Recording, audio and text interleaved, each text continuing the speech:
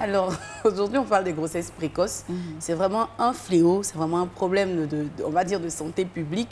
Hein, Valentine, je suis sûre qu'au quartier, on doit avoir des jeunes filles qu'on voit, ou même qui sont très jeunes et qui portent. Quand on dit très jeune, quel est l'âge qui devrait vraiment alerter? Alors, 18 ans.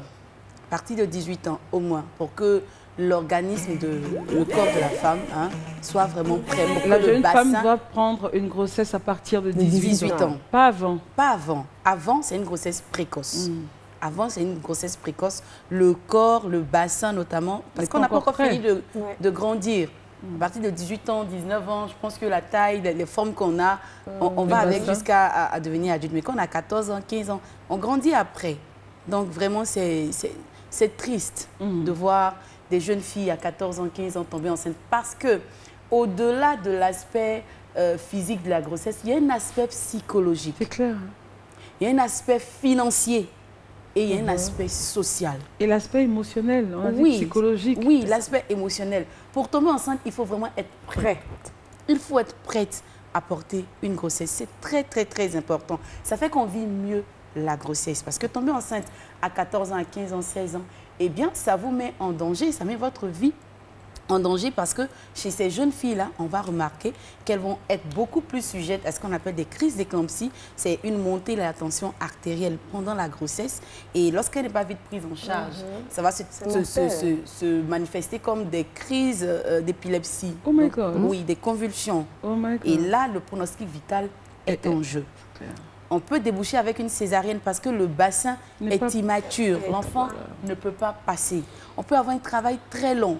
On peut avoir des fistules anales, c'est-à-dire qu'il y a communication entre le vagin et même l'anus, ou entre le vagin et la vessie. Ce sont des grossesses à risque.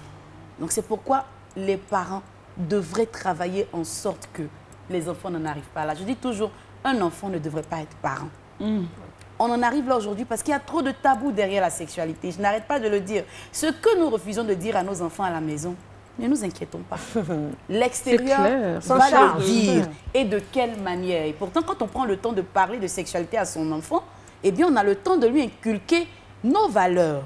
Quand on parle de sexualité, les parents, ils sont réfractaires. Mais parler de sexualité à son enfant, c'est pas lui apprendre comment faire l'amour. Non, comment faire l'amour. Non, non, non, non.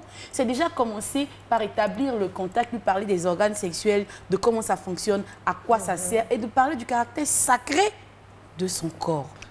C'est des relations qu'on établit dès l'enfance pour faire en sorte qu'on n'en arrive pas à ça. Parce que c'est vraiment dommage, c'est vraiment cette image difficile. Oui, ça fend le cœur. Regardez l'allaitement. Nous qui avons été mamans. Tu ne dors pas la nuit.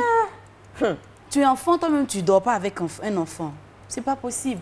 Donc, parents, prenons nos responsabilités. Et à vous aussi, jeunes filles, 16 ans, ce n'est pas un âge pour dire qu'on va faire un enfant. Si vous n'avez pas d'informations, si vous êtes trop pressé, il y a des moyens pour être sexuellement active sans tomber enceinte. Rapprochez-vous de votre centre de santé, rapprochez-vous des médico-scolaires, rapprochez-vous des sages-femmes. C'est vraiment très important parce que ça nous brise le cœur de recevoir des filles de 15 ans, 16 ans, 17 ans enceintes. Quand je suis en salle d'accouchement, que j'ai une fille de 16 ans, mon cœur bat. Tant qu'elle n'a pas passé ses 6 heures pour rentrer, mon cœur bat, je ne suis pas sereine. Parce qu'on ne sait pas comment ça va finir. Merci beaucoup, Michel. Merci beaucoup. Je pense que les chroniques de ce jour sont des chroniques très importantes et les parents devraient en prendre la graine pour justement essayer de mettre des balises. Mais j'ai foi. Je ne sais pas, j'ai une certaine foi qu'il y a une nouvelle saison qui arrive en Côte d'Ivoire et dans les pays africains où il y a certaines valeurs qui vont revenir. Oui, il y a un réveil des valeurs. On ne le sent pas, mais on attend. On ne le voit pas, mais nous le sentons et ça va forcément se poser sur la terre ivoirienne. Merci beaucoup. Merci beaucoup. Et pour celles qui sont mères à 15 ans, 16 ans, vous êtes en train de regarder l'émission, il y a eu une erreur. Il faut prendre la bonne graine. Il n'est jamais trop tard pour faire la bonne chose. Et Christelle, tu me permets, pour celles qui sont enceintes aussi et qui pensent à aller faire un avortement clandestin, c'est déjà fait. Je vous encourage à supporter, à assumer, à ne pas prendre le risque de perdre votre vie. Et j'aimerais qu'on refasse une chronique là-dessus pour insister encore, Michel. Ça marche, on l'aura.